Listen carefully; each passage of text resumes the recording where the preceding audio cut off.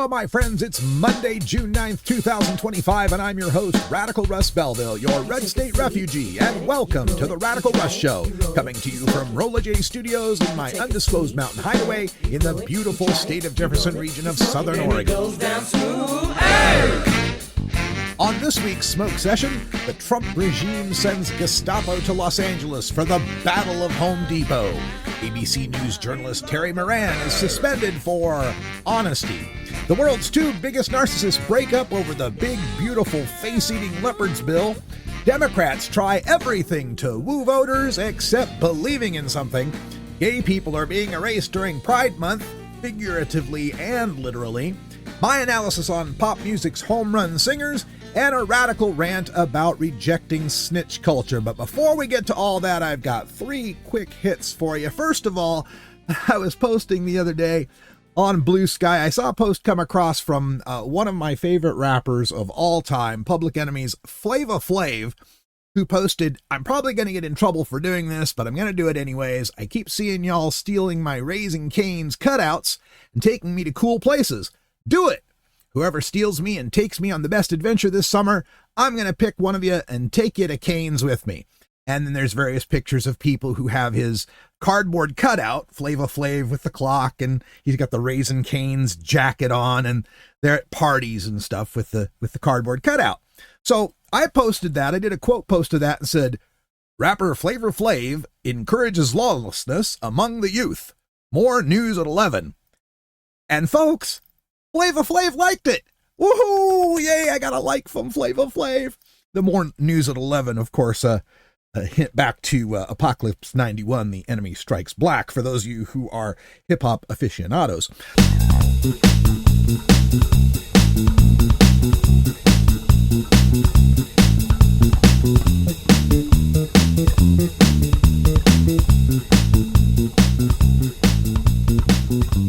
Next up, I wanted to let you know about a little thing I'm doing on my social media account lately. I saw a post from somebody who was lamenting having to drop their subscription services, Netflix, Amazon Prime, that kind of stuff, just because the economy is so bad. And, they were just sad about not being able to find something to watch. And so, as someone who has lived in poverty most of my life, I'm pretty good at finding free stuff to watch. And that has led me to starting my new hashtag up on my Blue Sky account at radicalruss.com, hashtag Tubi TV Night. There's this great little free app out there called Tubi, Tubi, and I'm not shilling for them. This isn't an ad or anything. I just like it. It's free and you can watch all sorts of movies on it.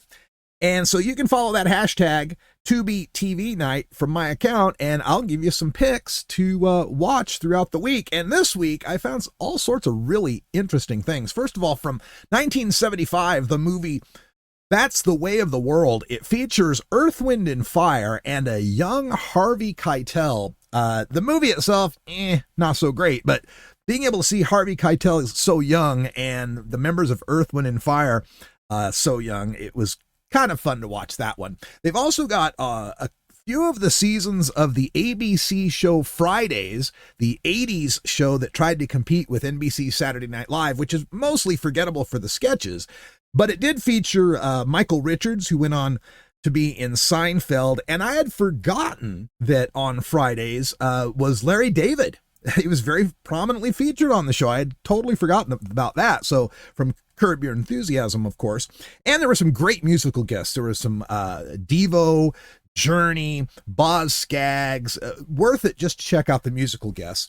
The 2015 movie Pixels I had never seen before. This was a Josh Gad and Adam Sandler flick. Kind of, couple video gamers that save the world. Okay as movies go. The 2019 feature Color Out of Space, an adaptation of an H.P. Lovecraft science fiction horror kind of genre, starring Nicolas Cage. I didn't follow it so well. I didn't know exactly what was going on it. But the movie this week that really surprised me was a movie from 2013 starring Brooke Shields called The Hot Flashes. And it features Brooke Shields as a woman who puts together a group of menopausal ladies who were former basketball stars in the 80s and 90s to take on the current state champs as a charity game to save a breast cancer, yada, yada, yada. Doesn't matter. Brooke Shields is in it. Wanda Sykes is in it. Daryl Hannah is in it. Cameron Manheim is in it. Virginia Madsen is in it. And Eric Roberts is an amazing cast. Each one of the cast members has their own little story arc, and it's pleasant. It's kind of if predictable movie, but it's nice and pleasant. I think you get an enjoyment out of watching 2013's The Hot Flashes on hashtag Tubi TV Night.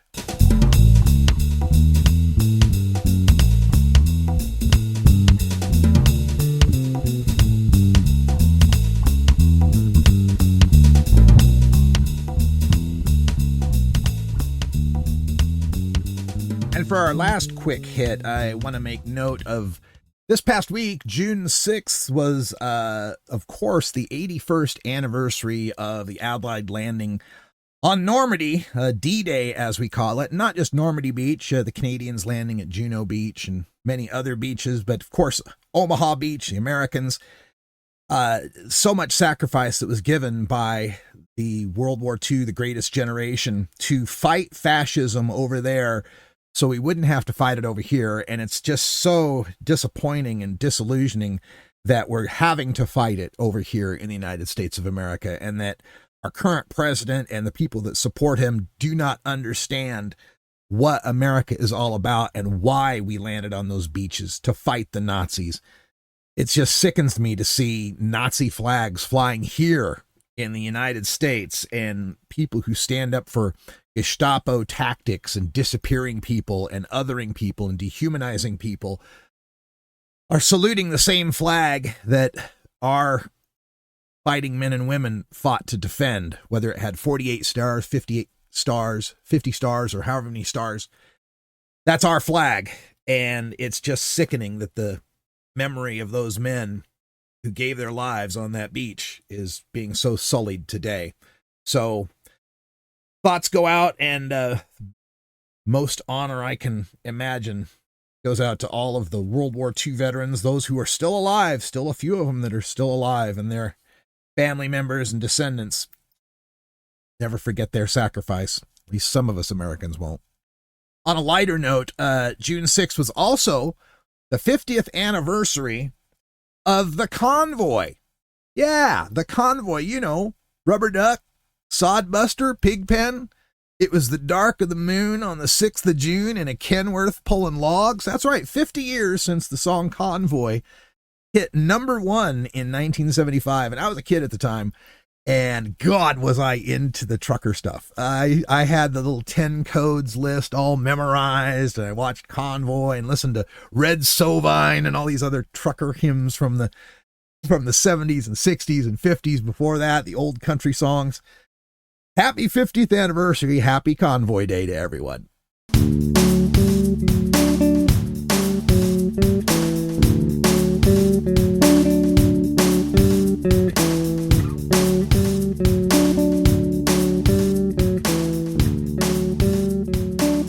This weekend I've been glued to the television, the ABC News live feed from Los Angeles, showing the Battle of Home Depot, the occupation of Los Angeles by the Gestapo, ICE, and the federalization of California National Guard members by the Trump regime to put down protests that have taken place over these ICE abductions.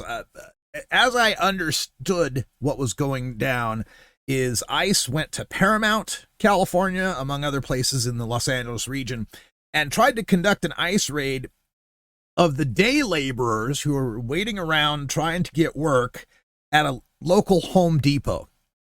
And the community has reacted in Los Angeles, putting up barricades and trying to stop these ICE agents from being able to conduct their work. Trump is escalating this by federalizing the National Guard, and I was just glued to the TV watching what was going on, seeing the helicopter footage. Maybe you've seen the clip now of the young man with the backpack being surrounded by LAPD on horseback. Maybe it was sheriffs, I'm not sure, but they're on horseback, and they've got the horses spinning around and kicking the guy, throwing him to the ground. We're seeing the videos of the police shooting rubber bullets and tear gas canisters into the crowds, fires being started by the tear gas canisters themselves, reporters from Australia and England being shot by the rubber bullets by cops you can see that are purposefully aiming at them. The lawless regime is out of control. They believe they can get away with it. They're acting as if they don't think they're going to be any more free and fair elections in this country. And to see them all masked up, not identifying themselves, this is just going to spiral and get worse. And I believe that's the intention. I believe the administration's intention is to provoke and intimidate and make this get worse so that they can invoke the Insurrection Act and declare martial law. And if they think tightening the screws is going to work, they don't know how America works. First of all, Los Angeles and California are largely Hispanic populations, and many people who have come not just from Mexico, but whose families have lived in the California area when it was Mexico in the past. It's the border came over them. They didn't come over the border. And all of this response, this mass deportations now, I saw a post up on Blue Sky that kind of summed this up, which was how the Democrats and getting tough on immigration, we'll put forth the most conservative bill. Senator Lankford's even for this bill. They totally have abandoned any idea of standing for immigration and immigration being a good thing and welcoming people into this country, and tried to be Republican light. Oh yes, we all agree the immigration's bad. It's terrible that we have immigration. We'll just do it better than the Republicans. I posted that the Democratic Party on immigration is like a 7-year-old's soccer team. When all the kids are running to where the ball is instead of running to where the ball is going to go. Because the average American, when they think about the immigration issue, as someone on Blue Sky noted, and you can find it on my feed, that the basic position is deport the bad ones and keep the good ones. That's what most Americans believe when it comes to immigrants.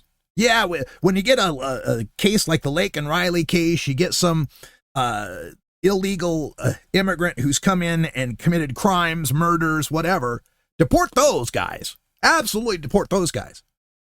But the guys who cut my grass, the guys we pick up at the Home Depot to help on a roofing job, the guys that are washing the dishes in the kitchen, the women that are changing the bed linens at the hotel, no, don't deport them. They're the good ones. Consuela, she takes care of my kids. She's fine. They're the good ones. Don't deport the good ones. And that's the problem with thinking like that, is that the good ones is all a subjective measure, and you can't base a policy on a subjective measure like that. We need to get behind the idea, Democrats, that we support the underdog, that we fight for the underdog. We try to include and assimilate and expect more in this country, that we want to bring people into this country, that they contribute to this country. The only immigrant in this country who's taking anything away from us Americans is Elon Musk. Taking away our scientific endeavor, taking away our USAID, taking away our Medicaid, our Social Security. That's the immigrant that's hurting us. Immigrant billionaires are hurting us. Elon Musk, Rupert Murdoch, Peter Thiel. These are the guys hurting us. These people that are running from war-torn countries, seeking asylum for the fact that they're gay or they won't join a gang, looking to provide a better life for themselves and their kids, are doing nothing but contribute to this country, making this country better, filling the jobs that Americans frankly won't take. And they're going to find that out. Boy, if they're successful in this, scaring all the immigrants away. In fact, immigrant communities should just stage one day where none of them come in. All just a day without a Mexican. Remember that movie? Have everybody just walk off the job, and let's just see how expensive those strawberries get. Just see how many of those dishes pile up at the restaurant. See how many cars don't get washed and lawns don't get cut. But they promised mass deportations now. Stephen Miller and the Project 2025 guys, mass deportations now. Millions of immigrants, because it's not about controlling crime for them. It's not the fear that there's going to be murders and rapes. Not the fear that they're coming to take our jobs. None of that. It's good old-fashioned ethnic cleansing. Blood and soil nationalism. A mistaken belief that America is a country for white Christian men. And to some extent, I can see where they get that. I mean, if you are an originalist and you look back to the 18th century when the Constitution was written, it was written for white Christian men. But that's the beauty of America, and what real Americans understand about America is that America is not about what it was. We don't need to make America great again because America's not yet achieved its true greatness. America gets better every decade as we progress, as we strive to those ideals of a more perfect union, and all men are created equal, and that they're all endowed with inalienable rights, that among these, not limited to, among these are life, liberty, and the pursuit of happiness. Not happiness itself, but just the act of pursuing it. We're always striving. This is a country built on the idea of ambition and improvement. And so the country improved when black men were given the vote and become citizens, and improved when women were given the vote and given more rights to full citizenship, and when gay people are included, and when trans people are included, and native people are included, and disabled people are included. All of that is contributing to the more perfect union and making us a stronger, better country. But not in the minds of MAGA. To them, this was a country founded by white men for white men, where white men had the power to steal all the land from the natives that were there, steal all the labor from the black people that they imported and the Chinese people that they imported, and to subjugate the women, have the babies, and cook the food. And that's the ideal they're striving for again. That's where they wish to take us. And they do so through this demonization and fear-mongering of taking one criminal case of someone like whoever the guy was that killed Lake and Riley, and applying that to every brown-skinned person who immigrated. Notice it doesn't work the other way around, though, that when a white-skinned guy like, say, Dylan Roof goes and murders a bunch of black people in a church, we don't ascribe that violence to all white people, do we? We don't say it's all white young kids that are disgruntled, murderous loners. Those are all single lone wolf mental health problems. But when it's a brown-skinned immigrant who murders and kills or rapes and murders a woman, then it's all the immigrants who have to go. We have to cleanse the country of all the brown-skinned people. It's the most un-American thing possible. They do all this demonization, scaremongering about immigrant communities who statistically have less crime, commit less crime than native-born Americans. Why? Well, because they're undocumented. And if they have any interface with police, they get sent home. They get deported. They want to have less crime. But when you ratchet up this anti-immigrant sentiment, you actually do create more crime, not amongst the immigrants, but just generally speaking, because now immigrants won't call 911. They won't call help. They won't report things. They don't want to interface with the cops. The illegality in the phrase illegal immigrants is a civil matter. Okay? When I think of the frame of people in this country who are undocumented, I put it in the frame of someone who didn't renew or apply for their America license. It's a violation on par with not having a proper license, practicing medicine without a license, driving a car without a license, selling real estate without a license. It's a violation of rules. It's not a violation of morals. In the legal world, they have a couple terms: malum prohibitum and malum in se. Okay, and these are Latin terms. Malum prohibitum means it's bad because it's against the rules. Malum in se means it's bad because it's evil. It's bad in and of itself. Even if there weren't a rule against it, it is bad, like rape or murder, fraud, theft, things that we can all agree are crimes that have victims. There is no victim in the civil matter of not properly applying to enter the United States. They keep trying to come up with some harm that this causes. Oh no, they're taking Medicare or emergency room facilities or whatever, which is just an extension of how they don't care about any of us citizens in that regard either. I heard clips from Rick Scott this week talking about, well, if you're not going to work, why should we feed you or help you and give you Medicare? Because they don't care about people. Their whole perspective is you're on your own. Pull yourself up by your bootstraps. All men are an island.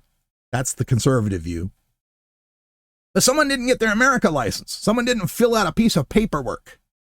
That's not reason to separate them from their family, to leave their kids crying. I was going to play this clip. I can't do it because it'll make me cry when I do the podcast. But there's a clip going around of, it must be filmed from the perspective inside of a house where someone's taking care of the kids while they can see out the window the military-clad, rifle-bearing ICE Gestapo hauling off dad in handcuffs, Hispanic dad in handcuffs. And you hear the little Hispanic kids crying in Spanish, "Mi papa, mi papa."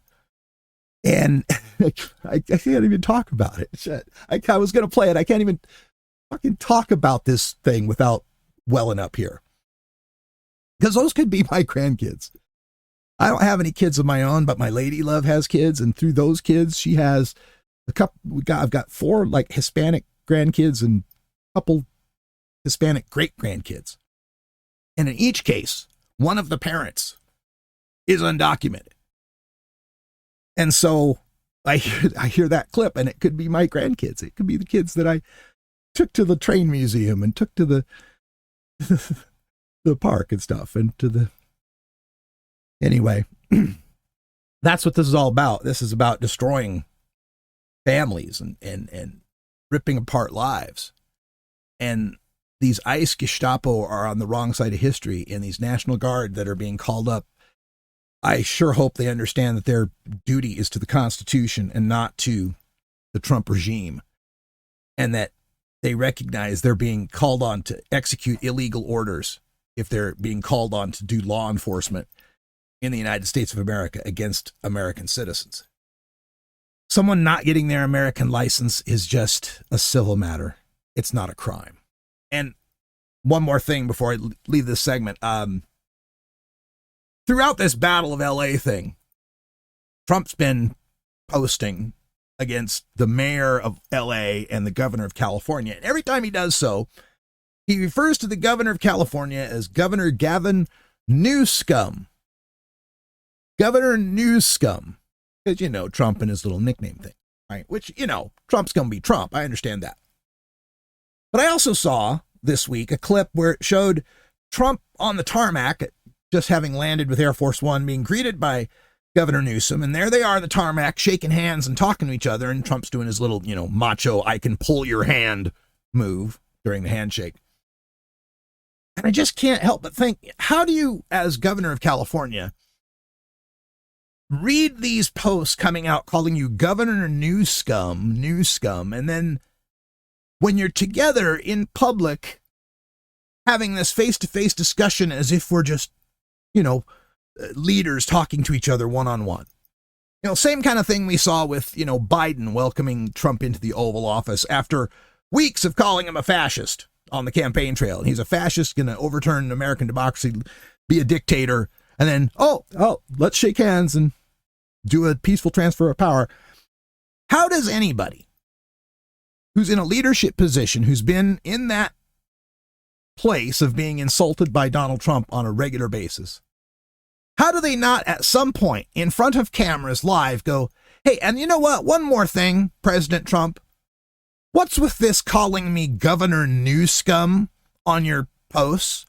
Can't you have at least some modicum of respect for the elected leader of the fourth largest economy in the world, the largest U.S. state. You have to give him some fucking juvenile nickname like you're on an 8th grade playground. What the fuck is wrong with you, you idiot? I just once, I would just like one person, a mayor, a congressman, a governor, somebody that he's insulted like this, to live call him out on it.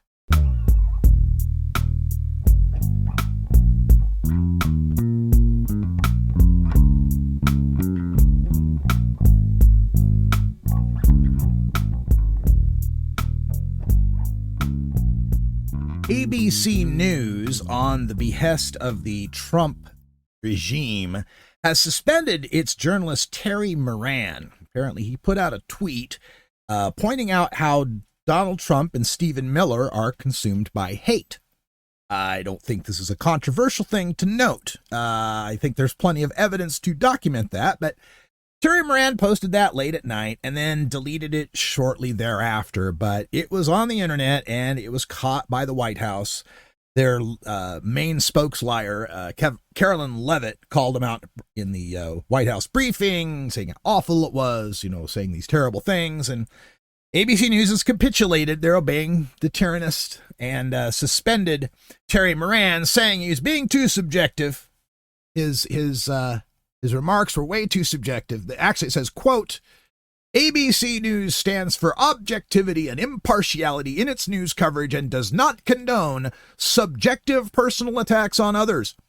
This post does not reflect the views of others at ABC News and violated our standards. As a result, Terry Moran has been suspended pending further evaluation. So I've been following this a bit, checked up on this story and people's reactions to it. Like, we need more of this. We need more of journalists actually calling out the truth in these situations, not both siding things, actually looking out the window and seeing whether it's raining, not just taking people's word for it. And there are situations where this is necessary. And if we'd had a little bit more of this, calling a spade instead of whitewashing and sane-washing what Trump says from the media, we might not be in the position we are today.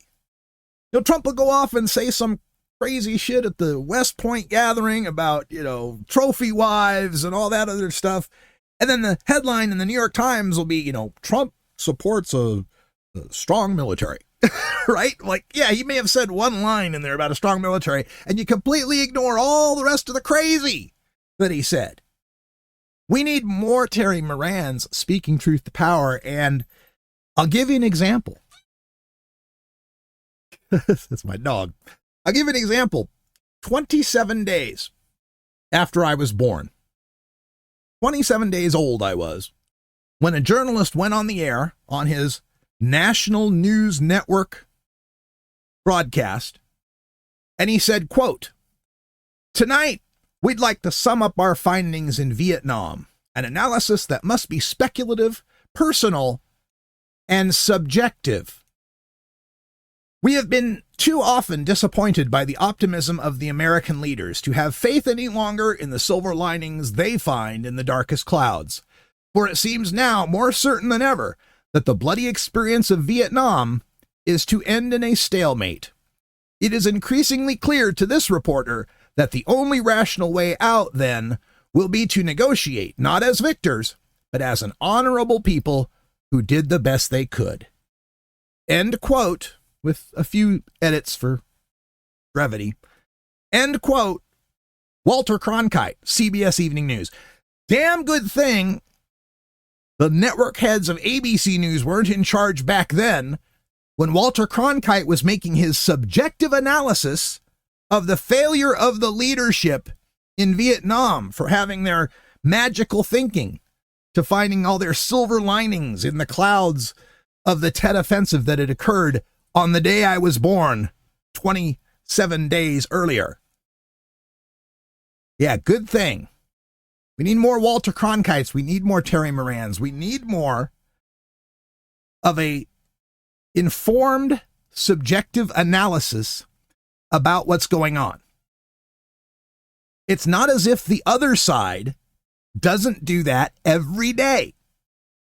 Every day on Fox News, OANN, Right Side Broadcasting Network, Newsmax, who knows how many other different podcasts out there. The right wing has an entire media news ecosystem, constantly analyzing, evaluating, and being subjective about what's going on the news.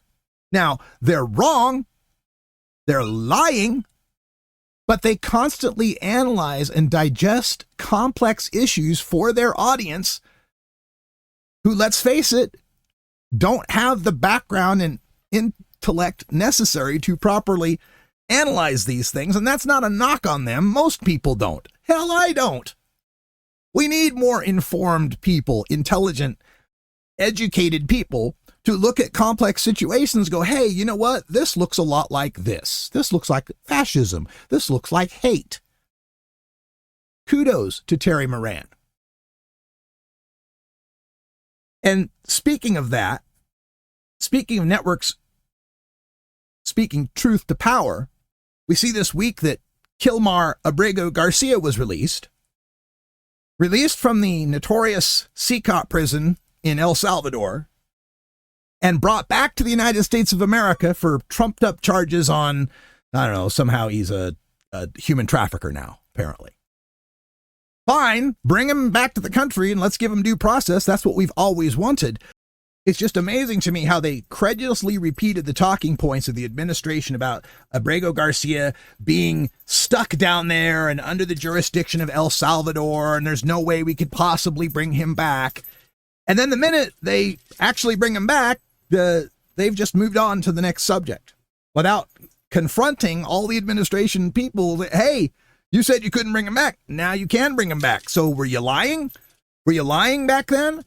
And how about all these other guys that you say you can't bring back? Are you still lying now? Because apparently you can bring people back.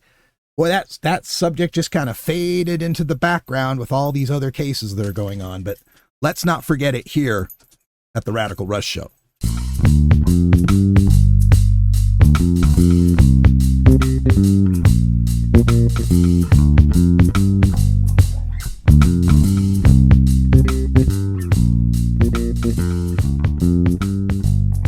All right, let's take a moment to focus some of my ire on the Republican Party. They've been up to all sorts of no good this last week. And let's start with Iowa Senator Joni Ernst, who's got to be more excited than anybody this week about the eruption of protests in Los Angeles, taking her off the front page. As you remember from last week, she made news when at a town hall meeting.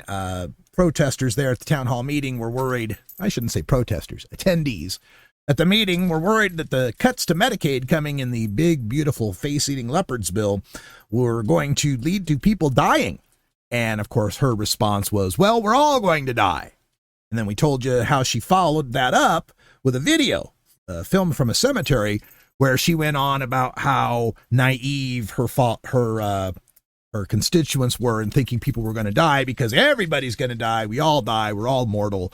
And she was happy she didn't have to break the news about the tooth fairy, because they're all just naive little youngsters, and how they should all follow Jesus if they want eternal life, right? So we get you caught up there, right? You remember that? Well, she tripled down. She followed that double down with a triple down, and it got lost because of all the Trump. First, it was the Trump-Musk breakup. We'll talk about that in a second. And then the whole LA thing going ablaze. She tripled down. She put out a tweet that reads, quote, "Sorry if the truth hurts, libs, but yes, we're all going to die someday. That's biology, not policy. You want Medicaid to save you from mortality? Try a job and a multivitamin. I grew up castrating hogs, not crying at town halls. Hashtag death is natural. Hashtag entitlement addicts. Hashtag hog tough." This is what they believe. They say it out in the open. And Terry Moran gets suspended for calling them haters? Come on.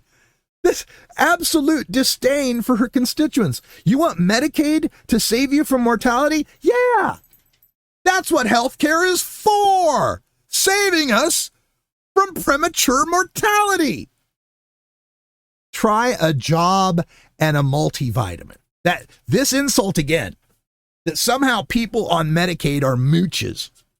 When we know so many people who are on Medicaid, who are on food stamps, who are on Section 8 housing, who are working. They work for Walmart. They work for Amazon. They work for some of these multi-billion-dollar multinational corporations that don't pay them enough to be able to afford that stuff on their own. They give them so few hours or don't pay them enough that they actually do qualify for these programs because they don't have enough money for health care and food and housing.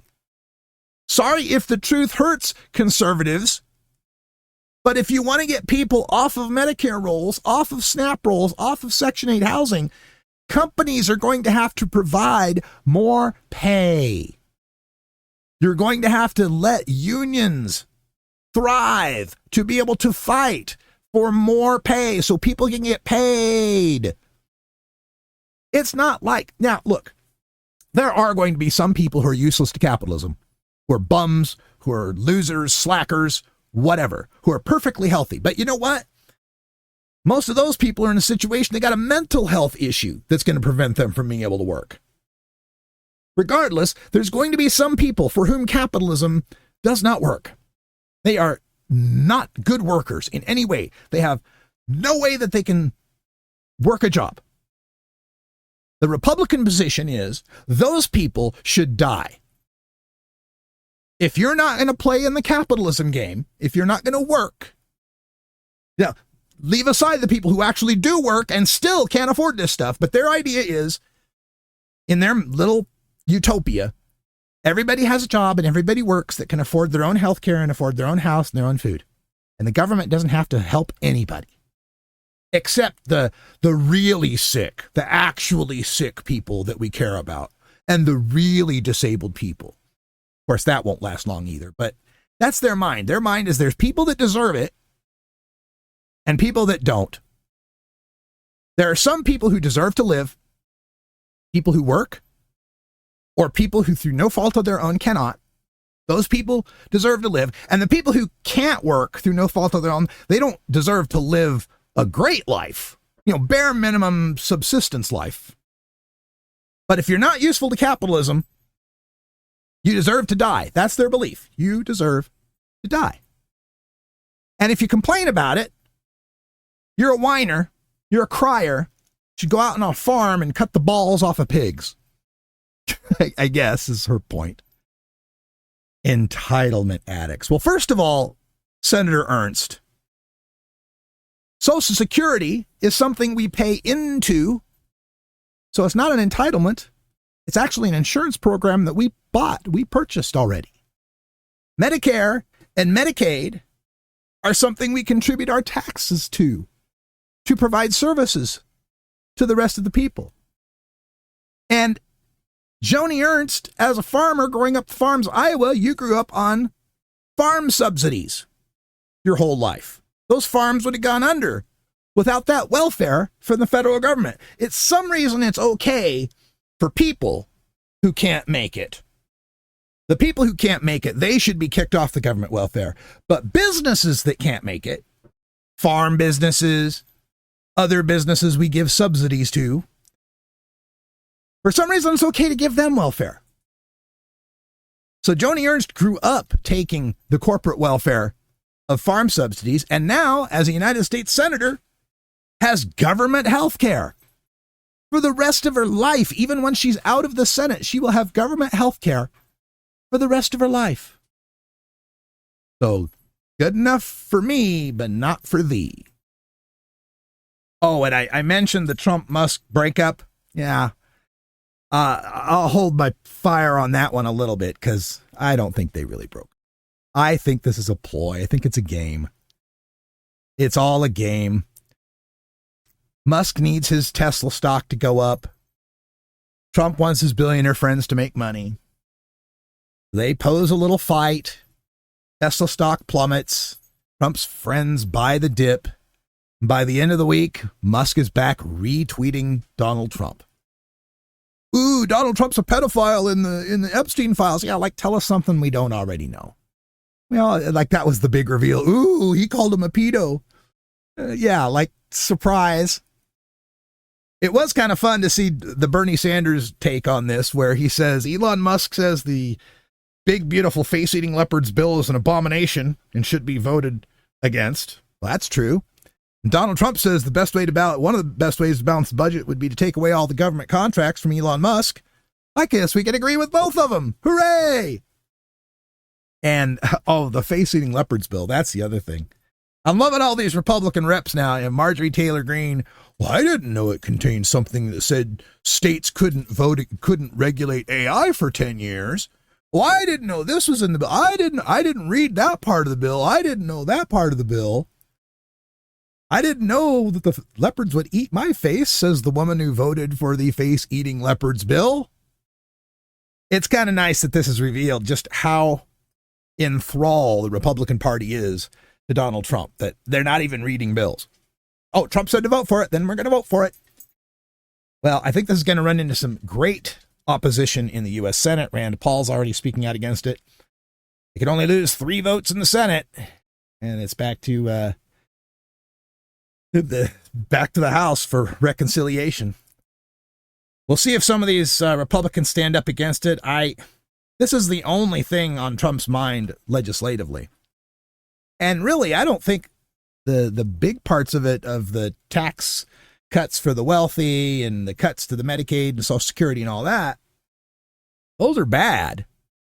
But what's tucked in there that he really likes in the face-eating leopards bill? Neutering the courts. These bills have in them clauses that neuter the ability of the federal courts to hold administration officials in contempt, which is the only tool judges have to enforce their orders. If you can't hold administration officials in contempt, then a court's just a debating society. It has no power. They also, in this face-eating leopards bill, have it set up so that a district court or circuit court can't have a nationwide injunction against a law. As it stands now, the president can issue some executive order or declaring something, and people throughout the 50 states can sue over this if they have standing to say this is unconstitutional.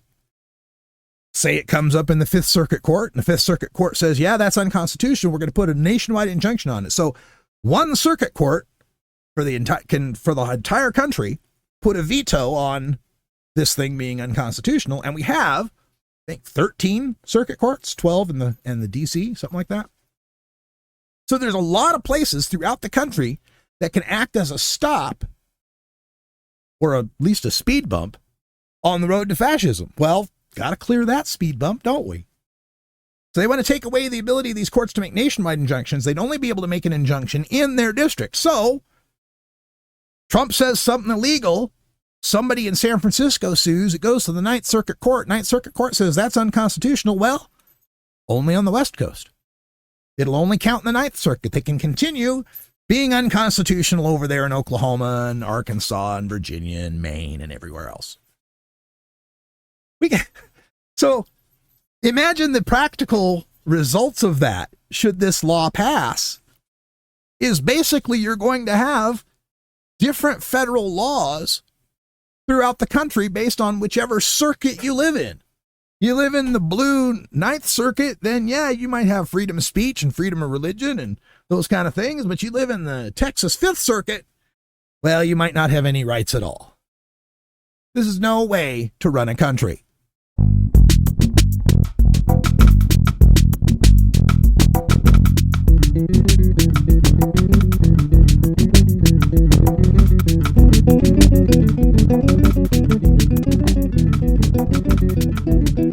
All right, now let's turn to my left and focus a little my ire on the Democratic Party, where we had the vote for the big, beautiful face-eating leopards bill the other week, and it was 215 to 214. And on the podcast, I noted how the Democrats had lost some votes as of late because of 3 Democrats, this Congress, who have died in office, all in their 70s.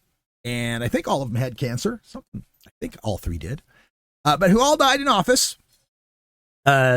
despite their age and their infirmity, that could have been 3 more votes against the bill, which could have forced other Republicans to have to go on the record, yada, yada, yada. But as I discussed this on the podcast last week, after the conclusion of the podcast, I started thinking more about it. And I just wondered, what were the actual stats? Like, how many Democrats have died in Congress this century? Because it seems to be a lot of them. I remember Dianne Feinstein, right? He was being propped up, didn't even know where she was half the time. So how many have died in office this century compared to the Republicans? And I came up with some startling numbers here. So there were 45 members of Congress since the year 2000. 45 of them have died in office. 30 of those were Democrats. That's right. 2 out of every 3 people in Congress to die this century were Democrats. 30 Democrats, 15 Republicans. Now, the average age of all 45 of them who've died in Congress was age 74. Average age, 19 of them. Oh, I'm sorry. Of the Democrats, that's not of all of them, excuse me. The median age for all of them was 73. Okay. So of all 45 of them, median age was 73. Of those 30 Democrats who've died since the year 2000 while still in the House or the Senate, the average age was 74. 19 of them, 19 of the 30, were over the age of 70. 2 were over the age of 90 when they died in office.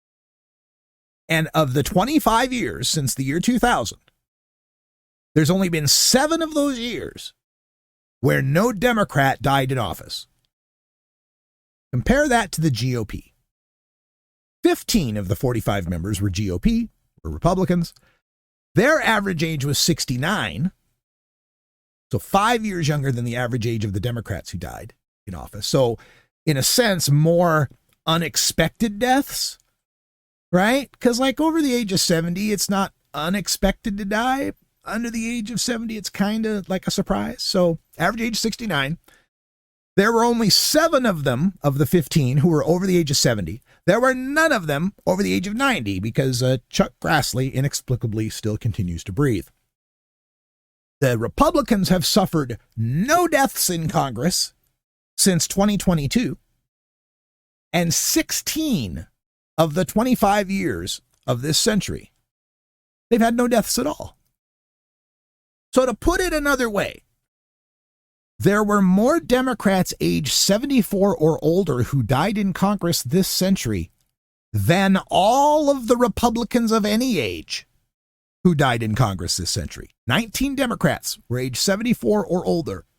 There were only 15 Republicans total who died in office.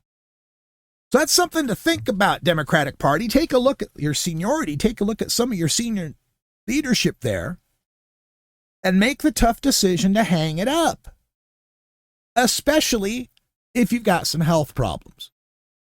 But it's not just age that's a problem with the Democratic Party. The Democratic Party suffers an extreme epidemic of not believing in anything. You got to stand for something. You got to believe in something. I see that they've put together, some Democratic consultants have put together this thing called Searchlight, where they're going to seek out broadly popular positions to get the Democrats behind. Broadly popular positions Democrats should get behind. Well, yeah, that's how you achieve power. That's how you achieve loyalty. That's how you achieve dedication. Find out which way the wind is blowing and support that. Like the Republicans did when for 50 years they supported the broadly popular position of abortion bans. No, those aren't broadly popular, are they? In fact, just about everything you can look at that the Republicans support is not broadly popular. And by contrast, the things that Democrats historically have supported are union membership is now popular. Abortion rights is popular. Legalizing weed is popular. Raising the minimum wage is popular. Stand for those things. But no, you get these Searchlight people saying we got to find out what's popular and go with that instead of believing something and then making it popular, leading, standing for something and educating the public onto why it's important. That's what we need from Democrats. But no, you get guys like Ro Khanna, who's supposed to be super lefty progressive Ro Khanna, who in the wake of this whole Trump-Musk bitch fest said, quote, "We should ultimately be trying to convince him that the Democratic Party has more of the values that he agrees with. That we should court Elon Musk to support the Democrats. Hey, you know that drugged up South African Nazi centibillionaire who gleefully condemned millions to die without U.S. aid, wrecked the administrative state, and has a dozen baby mamas and disowns his trans daughter? We should get him on our side." Are you fucking kidding me? The Nazi salute alone is disqualifying. You kicked Al Franken out of the Senate for a fake boob grab photo, but you want to take money from Elon Nazi salute Musk? Richie Torres, when Elon Musk said that this big, beautiful face-eating leopards bill was an abomination, Richie Torres, California Democrat, says, quote, "I'm a believer in redemption, and he is telling the truth about the legislation." Because what? Because we want that fat donation check from Elon Musk. All about the money. And that's where I get to this point about Democrats just believe in something. For instance, campaign finance. We all agree there shouldn't be big money in campaigns. There shouldn't be all this dark money, these super PACs. But once Citizens United passes, the Democratic Party is just as much awash in super PAC money as the Republican Party. Well, that's the rules of the game. We have to fight the way the rules are played now. No! No! Take a stand and say this corporate super PAC dark money stuff is wrong, and we as a party, individually and collectively, will not take it. And we will only support ourselves through small money individual donors. Oh, yeah, Russ, you do that, you're going to lose billions in money. You won't have ad campaigns, blah, blah, blah, blah. Well, yeah, we had, $100 million for Kamala Harris, and we had all sorts of money to spend on the Las Vegas Sphere, and how'd that turn out? All the money in the world for ad campaigns isn't going to work if you haven't got a product to sell it with. And that product needs to have integrity.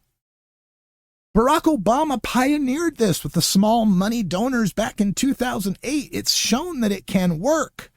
But you'd have to actually take the risk. You'd have to stand for something and take the risk that you might lose in the short term by standing for it, like the Republicans did with abortion.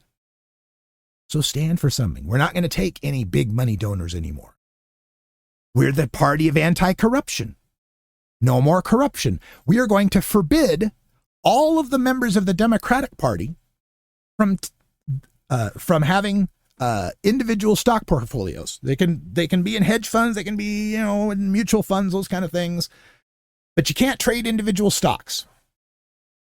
Even if Congress won't pass such a law that we can't trade individual stocks, we as Democrats will voluntarily stop selling individual stocks. We'll sell our entire stock portfolio of individual stocks to make the point that we are not the party of corruption. Nancy, we're the party that believes in civil rights, that everyone has the right to a fair vote, that gerrymandering is wrong. But what does the Democratic Party do in New York State? They gerrymander the hell out of New York State to favor Democrats. They do the same thing in other blue states. If gerrymandering is wrong when the Republicans are doing it in Texas, then it's wrong when the Democrats do it in New York. And once again, the people say, well, Russ, if we don't gerrymander our states, then they're going to have more legislators. And then we have to take the risk that if we gave everyone a free and fair vote, we might not win them all because we believe in democracy. Stand up against gerrymandering and don't do it in our states. Anti-war. Are we a party that is against war, except to defend ourselves, except to defend our allies? Are we a party that's anti-genocide? Just this week, the UN had a vote, the Security Council had a vote on an unconditional ceasefire in Gaza. The United States was the lone veto. But do you think it would have been any different under a Democratic president? We saw how much the Biden administration was more than eager to keep sending bombs and bullets. Keep sending bombs and bullets over to Israel to continue to use on their ethnic cleansing campaign of utter destruction of Gaza. Democrats can't even say the G word, can't dare call it genocide. Can't piss off AIPAC, can't piss off the big money. Which again, if you were a party that stood for something and said you'd only take small dollar donations, you wouldn't have to fear what the fuck AIPAC has to say about any of this. You'd be able to stand for the principle that genocide is wrong, even when it's done by our white allies, especially when it's done by our white colonizing allies. David Sirota made a good point about this online on Blue Sky, and I have to paraphrase it because I don't have the exact quote in front of me. But it was basically that there's a lot of reasons you can trace for the decline of the Democratic Party, but one big picture element you got to take out of it is that the Democratic Party had a lock on Congress for about 40 years or so, from FDR all the way up until Newt Gingrich. So yeah, it's about 40, 50 years that the Democratic Party was largely in control of this country, when it was a New Deal party, when it was a Civil Rights Act party, when it was standing for the ideals of the Constitution to make this country a more perfect union. And that all changed when Ronald Reagan came in, kicked their ass 3 elections in a row. Well, Reagan and Bush, 3 elections in a row, and the Democratic Party abandoned its ideals of being the party of the poor, sidled up to big money in the Clinton administration, started talking about the end of welfare as we know it. Let's do what business wants to do. Let's ship our jobs overseas with NAFTA. Let's go after the medical marijuana providers in California, try to shut them down. People forget the Clinton administration did that too, actually threatened the free speech rights of doctors to be able to try to stop medical marijuana. And what do you know? Ever since the 90s, ever since the party abandoned its principles of standing for the poor, the downtrodden, the immigrant, the picked on, the underdog, and sidled up to big money, sidled up to big business, sidled up to the military-industrial complex, what do you know? Democrats have lost favor to the point now where they're at their lowest approval rating ever. With one blip in the middle, the 2009-2010 portion of Barack Obama's first term, who, you'll remember, ran as the outsider, ran as an actual Democrat, talking about hope and change and legalizing drugs and helping people that needed help. He ran as a progressive populist. He displaced Hillary Clinton, who was continuing the neoliberal 90s legacy DNC third wave Democrat betrayal of her husband. There is an opportunity in this Trump regime, in this nightmare that we're living through here. Should we actually get to have free and fair elections, there is such the opportunity for a Democratic leader to stand for something, to stand for democratic ideals, to reject the third way 90s democratic neoliberalism and lead a massive movement. I think the backlash to Trumpism for the Democratic Party could be as big and as impactful a change for the Democratic Party as the reaction to the Reagan landslide ass kickings was. This could be a transformative moment for the Democratic Party. But we're going to have to hold them to account on that. We're going to have to force them to, because as it's looking right now, I don't think they're getting the message. Look at what's happening in New York State with Andrew Cuomo. There's a decent chance that Andrew Cuomo is going to be the next mayor of New York City after being ousted by New York State as their governor after several credible, terrible accusations of sexual assault and misconduct. Here we are trying to sell the Democratic brand, and in its biggest state, we have Newscum out there platforming Charlie Kirk and Steve Bannon and talking about adding work requirements for Medicaid. Again, pulling Clintonian, the end of welfare as we know it stuff. Boy, if we just agree with the Republicans' frame and show how that we can do it better than the Republicans would, why then people will support us. Instead of being an opposite of the Republicans, being on the other side of the issue than the Republicans. And then in our biggest blue city, we got Democrats possibly going to elect Andrew Cuomo after the second biggest blue state kicked him to the curb for being a sexual pest. And love the silence from Kirsten Gillibrand on the issue. Love how Kirsten Gillibrand hasn't weighed in on this sexual assaulter, possibly being given a high office in her state, being given leadership of the largest city in our country. Not a word from Kirsten Gillibrand asking whether or not the women working in his office might feel safe. Awfully silent, Kirsten.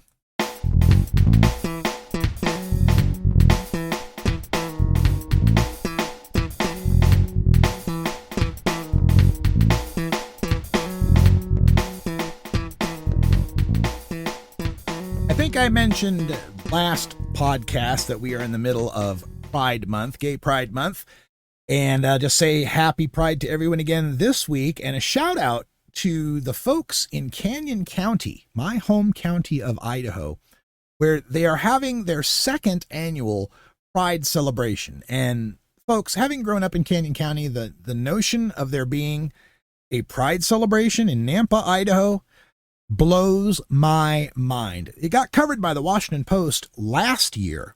And when they covered it last year, they noted how the mayor, Debbie Kling, mayor of Nampa, Idaho, tried to stop it from happening and got quoted as saying, well, it's something me and the city council don't believe in or agree with. I forget exactly how she phrased it. But our lawyers said because of the First Amendment, we have to let it go on.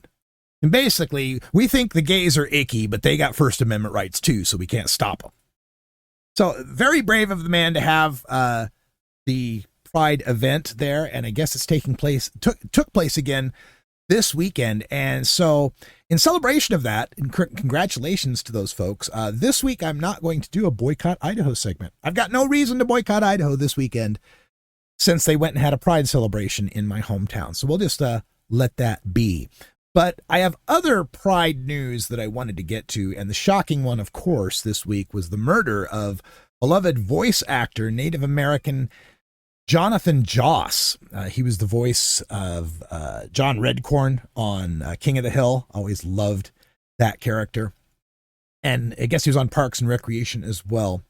And the terrible story of how he's been accosted by his neighbors who've been yelling homophobic slurs, and just they've had, Hatfield and McCoy, bad neighbor kind of situation going on where they lived.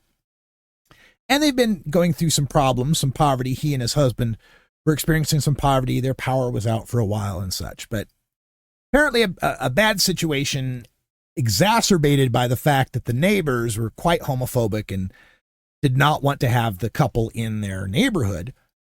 Exemplified by the fact that apparently Joss's home was burned down by arson. And there's conflicting reports about whether or not this has been confirmed as being an arson attack or being a hate crime, that it was necessarily because of homophobia. But come on, two out gay men living together who are getting into regular fights with neighbors who are yelling homophobic things at them, and then their house mysteriously burns down. Okay. So their house burned down, and they were going there to, pick through it, and they find their dog's head.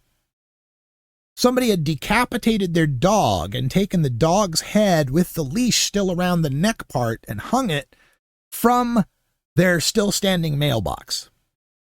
So Joss and his husband are there at the mailbox freaking out, as you would if you found your pet decapitated at the site of your burned down home. They're crying and screaming about it. When the neighbor comes out with the gun, yells some homophobic slurs at them, raises the gun toward them, Joss pushes his husband out of the way and gets gunned down there in the street by the homophobic neighbor. And then the first reports that came out from the San Diego Police Department are like, we have no evidence that there was any homophobic hate crime involved here. Despite the husband giving a first-hand account online of what I just told you about how they found the head and the neighbor comes out and is yelling homophobic slurs and shot the guy in broad daylight. So gay people are being literally erased, killed, murdered in this country. And the media reports on it like actor passes away after neighbor-involved shooting. Always soft-pedaling it, always sane-washing it. We see the use of the exonerative tense that's usually reserved for when cops kill people, apparently now gets extended to when homophobes kill people as well. Rest in peace, Jonathan Joss, and condolences to your husband and all the people you loved. It's just terrible. And not only gay people being literally erased in this country, they're being figuratively erased in this country. We get the news this week that the Secretary of Defense, Kegsbreth, is that his name? Hegseth, that's it, Hegseth. Secretary of Defense Hegseth has ordered the removal of the names Harvey Milk and Medgar Evers from Navy ships. Yeah, removing the names of prominent gay activists who served our country in the military, for God's sake. Medgar Evers was on Omaha Beach 81 years ago, the Battle of Normandy. But Kegsbreth says, we got to restore the warrior ethos, the fighting ethos, because, gay men, that's all fancy, pansy, limp-wristed. That's not warrior ethos. Are you fucking kidding me? Gay people have served with distinction and honor in the United States Armed Forces. There are gay Medal of Honor winners. Like I said, Medgar Evers fought. Not only did he fight at Omaha Beach, then he comes back to the United States of America, becomes one of the most prominent civil rights activists as a black gay man trying to fight for his rights. Harvey Milk fought in the United States military and then comes back to become a supervisor in the city of San Francisco, murdered by one of his fellow supervisors. It was his murder that ended up elevating Dianne Feinstein to her first position as mayor.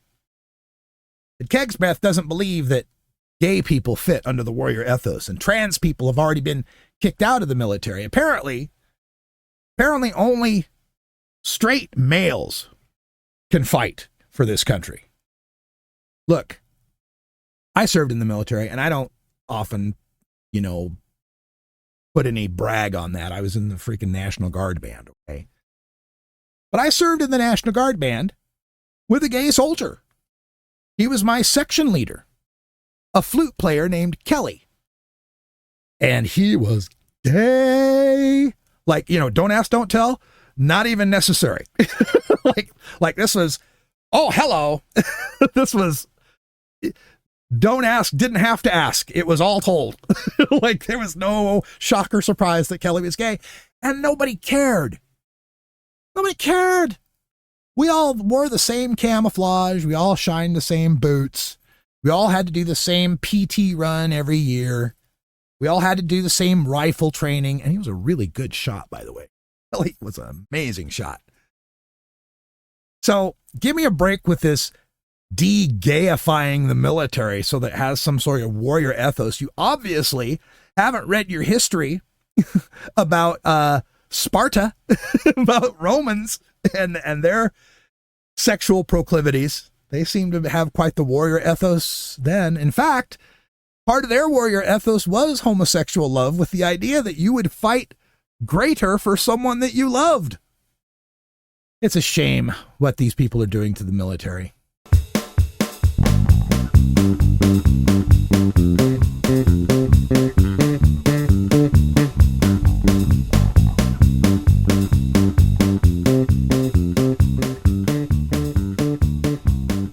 Well, the country baseline means it's time for my Boycott Idaho segment, but as I mentioned, I'm not going to do a Boycott Idaho segment today in celebration of Pride, and specifically Canyon County Pride that took place this weekend. Congratulations on having that for a second straight year. Instead, I'm going to take this time to delve into music a little bit. We get so serious about politics all the time, so let me just give you a little music trivia, because I'm a part of this little group on Blue Sky that migrated over from Twitter X that has a little club we call AT40. And what it is on the 70s on 7 channel on Sirius XM, they replay the old Casey Kasem American Top 40 show from this week in one of the weeks in the 1970s.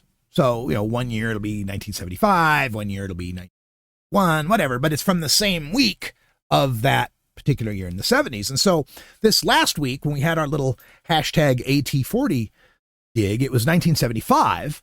Top 40 for 1975 included the song How Long by Ace. You know that song? How long has this been going on? That song. It got to number 3 on that week, last week, back in 1975. And the song features the lead vocals of the wonderful Paul Carrack, who went on to sing the song Tempted for the group Squeeze, and then went on to join Mike and the Mechanics later on in the 80s. They went to number 1 with The Living Years. And then Paul Carrack, as a solo artist, went and had a hit, went to number 9 with a single called Don't Shed a Tear. And I thought, while we were on AT40, I put up the comment, like, what an amazing feat that is, to have been the lead singer on 3 different hits with 3 different bands and have a hit as a solo artist. There can't be too many singers who have hit such a home run. Well, once I opened that can of worms, there was a discussion in my replies on my social media account with suggesting that other artists who would count. Like, how many artists out there that have been in 3 successful bands and a successful solo career? Well, somebody brought up Paul McCartney, right? Well, he had Paul McCartney, with the Beatles, of course. Then Paul McCartney and Wings, right? And then he had solo hits as Paul McCartney. And then he had a duet hit with Paul McCartney and Stevie Wonder. Would that count? And then another person brought up Eric Clapton. Like, do we only count singer if they actually sung on the hit song?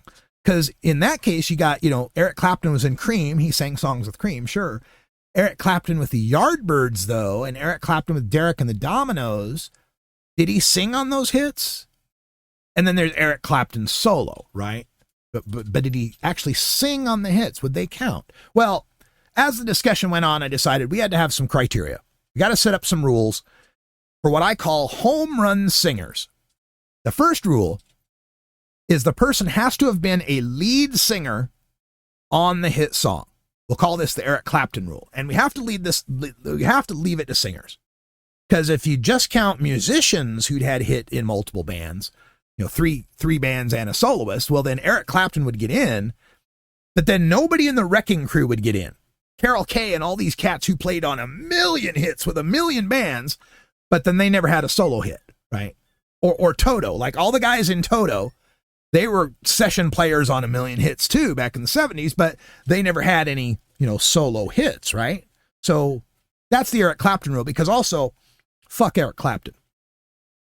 Rule number 2, the hit song has to have hit the U.S. Billboard Hot 100. We could have counted UK hits and other stuff, but I decided U.S. Billboard Hot 100. I'm going to call this the Paul Carrack rule, because when I first came up with Paul Carrack as the first home run singer, I thought Tempted was a top 40 hit. But when I did my research, I found out that Tempted by Squeeze only made it to number 49 on the U.S. chart. It didn't even make the top 40 in the U.K. It only went to number 41. That's blasphemy. Tempted by Squeeze didn't make the top 40. That's like learning that Elton John's Tiny Dancer was not a top 40 hit, which it wasn't, by the way. Tiny Dancer peaked out at number 41. So that didn't seem right that Paul Carrick wouldn't be included. So I changed it to the Billboard Hot 100. But then that's just pop songs. That doesn't include like the U.S. mainstream rock charts or the U.S. country chart or the U.S. soul chart or the U.S. disco chart. Because then if we started including them, there'd be a whole bunch of people. Like you'd have to add Chris Cornell, because he had hard rock hits with Soundgarden, Audio Slave, and Temple of the Dog. You'd have to add Paul Rogers, who had hits with Free, Bad Company, and The Firm, although I don't know if he had any solo hits.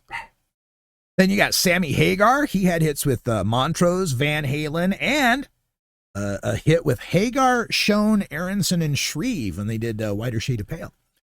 And then, Steve Winwood. God, you'd have to include Steve Winwood with Spencer Davis Group, Traffic, and Blind Faith.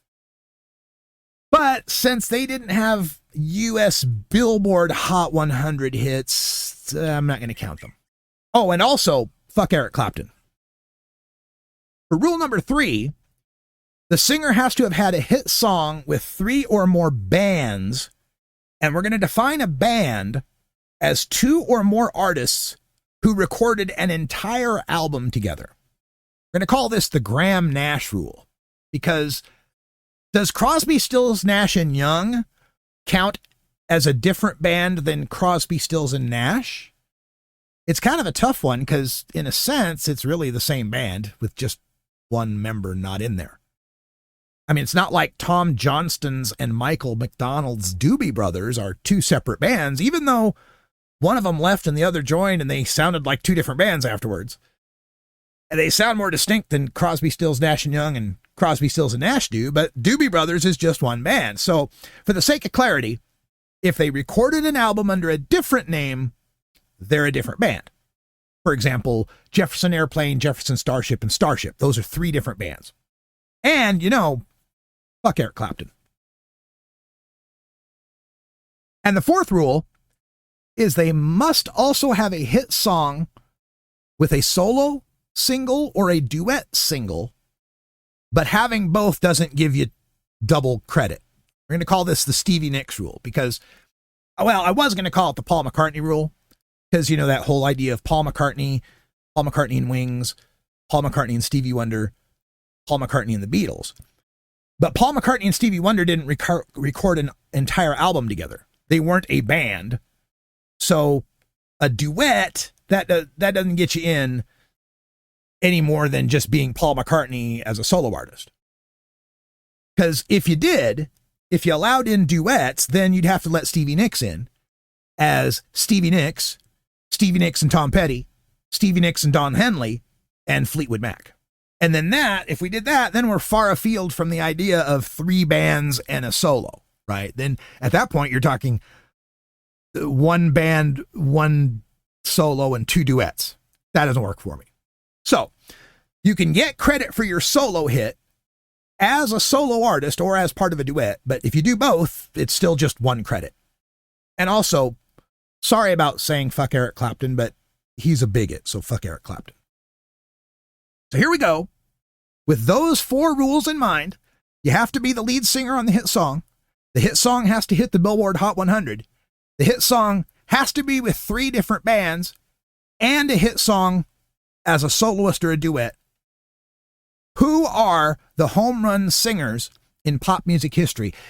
And folks, I was shocked to find there's only 4.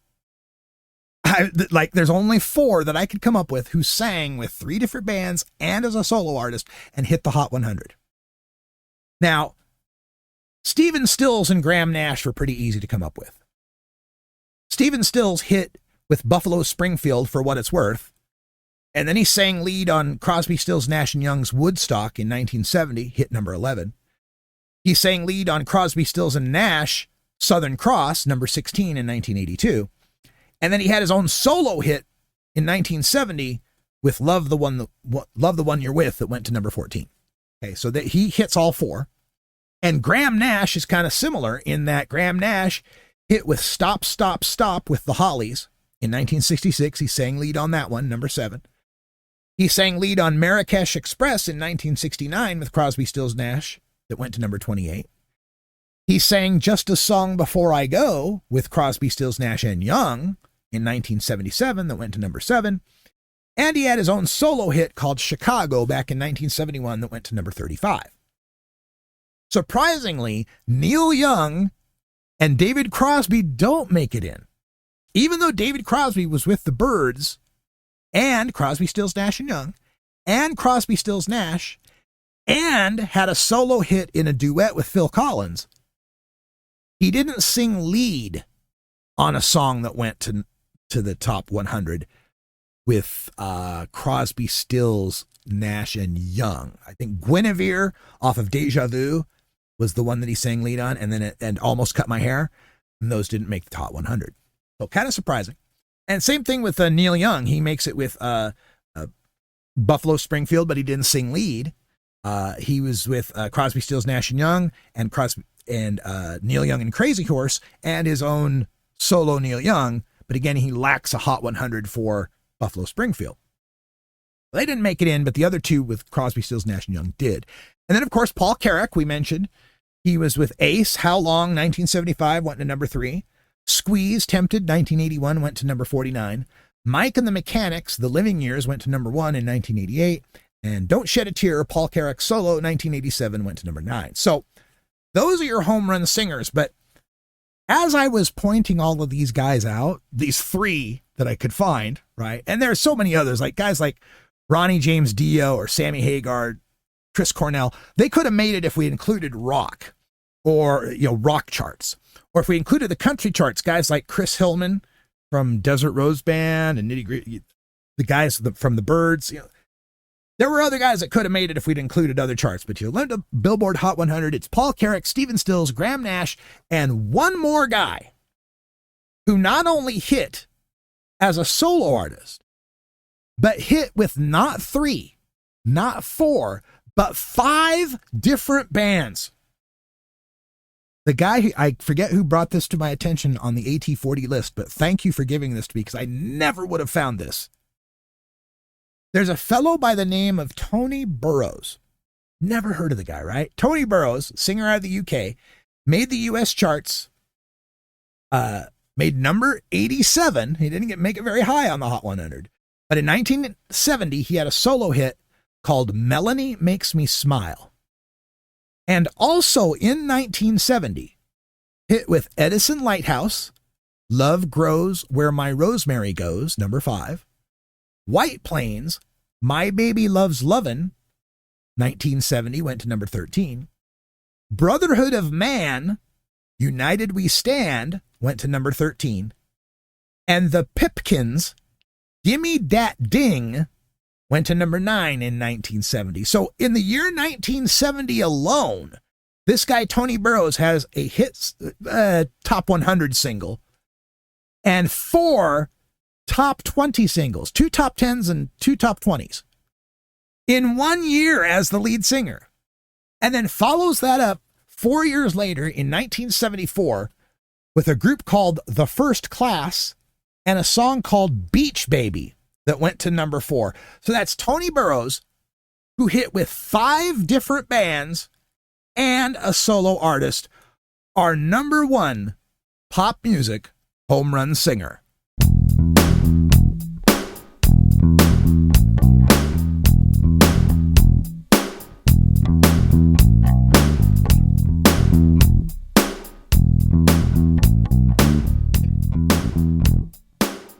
Today in the Radical Rant, I want to talk a little bit about the rise of American snitch culture. It's just disgusting what's going on with Trump maladministration and their various law enforcement arms that are setting up these tip lines to get people to report on various things like immigrants that might be out there, working for a living. One of them popped up on my social media feed from the FBI, Kash Patel's FBI, that says, "Help the FBI protect children. As the Attorney General has made clear, we will protect our children and hold accountable those who mutilate them under the guise of gender-affirming care. Report tips of any hospitals, clinics, or practitioners performing these surgical procedures on children at 1-800-CALL-FBI or tips.fbi.gov. Now, what activists have been doing a lot lately is flooding these tips with all sorts of, flack, making sure that they get overwhelmed and they can't actually collect tips on anybody. But I just want to talk about the mindset behind this in the first place. First of all, the gender-affirming care that we're talking about for trans kids is legal in many states. And this push by the federal government to try to criminalize it in states like Idaho that have already criminalized gender-affirming care are quite hypocritical, because if you want me to report on hospitals, clinics, or practitioners who are mutilating kids under the guise of gender-affirming care, I'm going to be really, really busy, because I'm going to have to call in a tip on every hospital and moil in the United States who is circumcising infant boys, aka mutilating them under the guise of gender-affirming care. Yes, that's right. Circumcision is gender-affirming care. Or how about the girls, the teenage girls who are getting nose jobs? Teenage girls getting nose jobs and boob jobs and all sorts of surgical procedures designed to enhance their femininity, aka gender-affirming care. But no, we won't be going after them, because their gender-affirming care is affirming the gender that aligns with their birth sex. That kind of gender-affirming care is okay. Boy, you want to get some Rogaine for your hairline, gentlemen, so you look more manly? That's okay. That's gender-affirming care, isn't it? This whole demonization of transgender healthcare always shocks me, because we're talking about kids who want the healthcare, parents who want the healthcare, and doctors who want the healthcare. What business is it of anyone else's what that kid, doctor, and their parents want to do? Why is this anyone's business? Why is it up to the government to stop this from happening? To declare at the state level, as a society, that kid doesn't know what they want, that kid doesn't know who they are, to think that we know better than the parents or the doctors what that kid needs? Whose business is it anyway?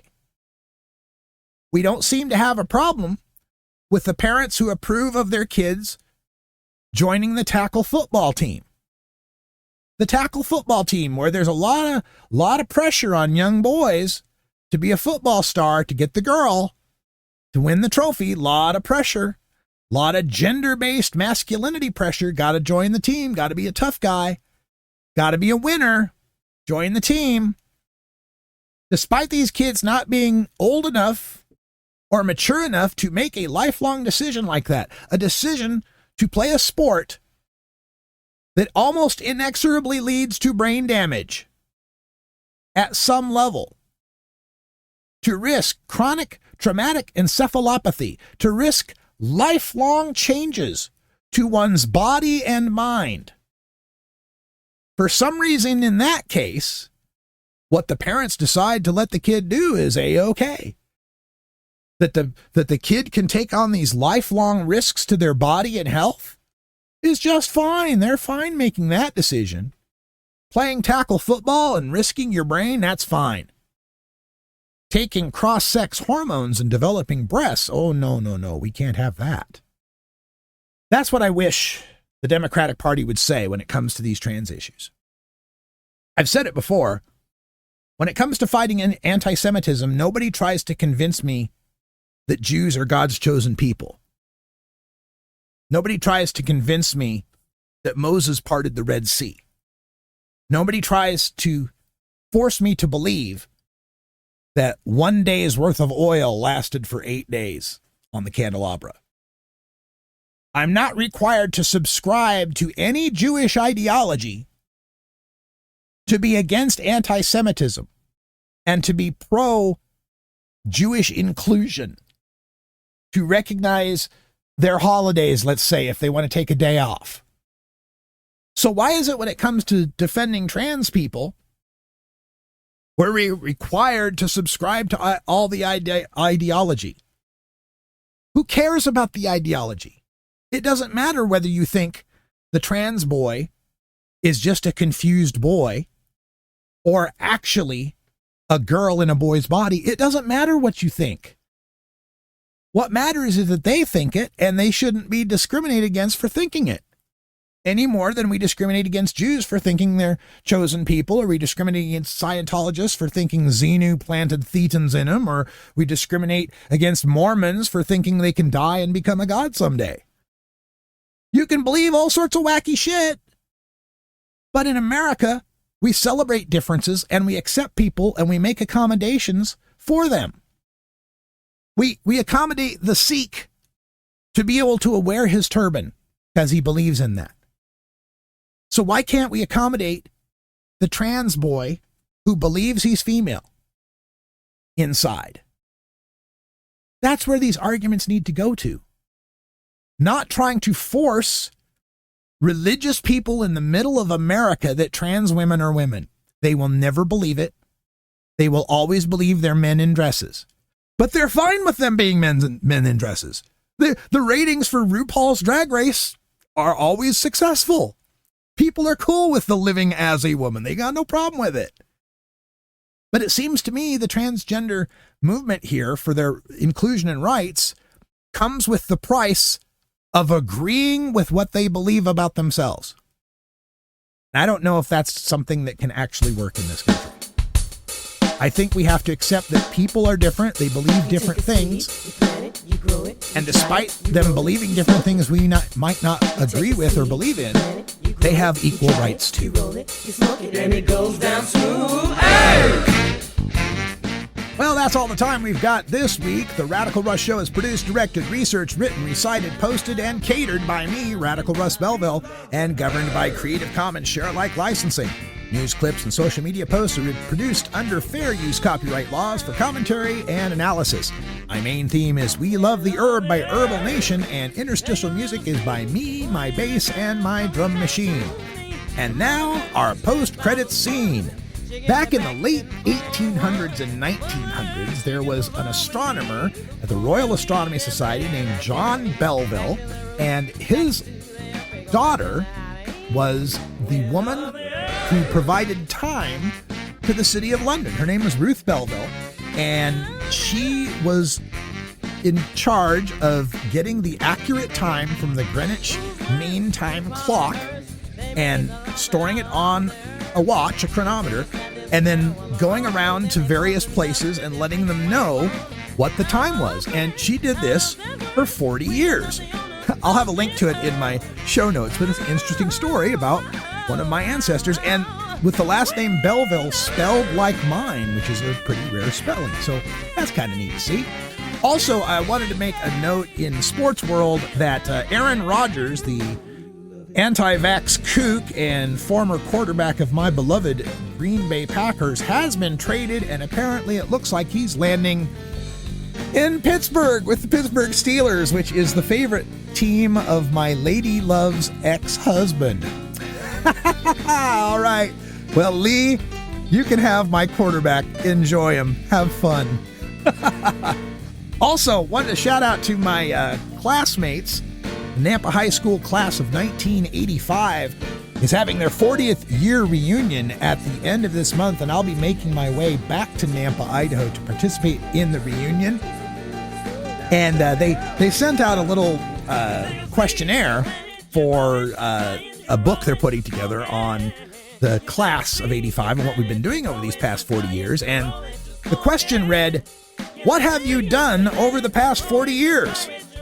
And I'm here to tell you the proper answer is not marijuana, mushrooms, cocaine, ecstasy, acid, oxy, DMT, meth, poppers, cloves, nicotine, and alcohol. That's not the proper answer to what have you done over the past 40 years. That's not what they mean by done, Russ. You can contact me by email at radicalruss@gmail.com. Call my message line at 877-RUSS-420. That's 877-877-420. And reach me on social media on Blue Sky as radicalruss.com and nowhere else. No Twitter, no Instagram, no WhatsApp, no Facebook, no MySpace, no Friendster, no BBS. It's only on Blue Sky if you want to get a hold of me on socials. You can also support this podcast financially by donating to Radical Russ on Venmo, Rad Russ on Cash App, or via PayPal on my website at radicalruss.com. Get this podcast on Spotify, Apple Music, my website, or wherever you get your podcasts. Thanks for listening, and until next week, take care of each other. Take a seed, you plant it, you grow it, you dry it, you roll it, you smoke it, and it goes down.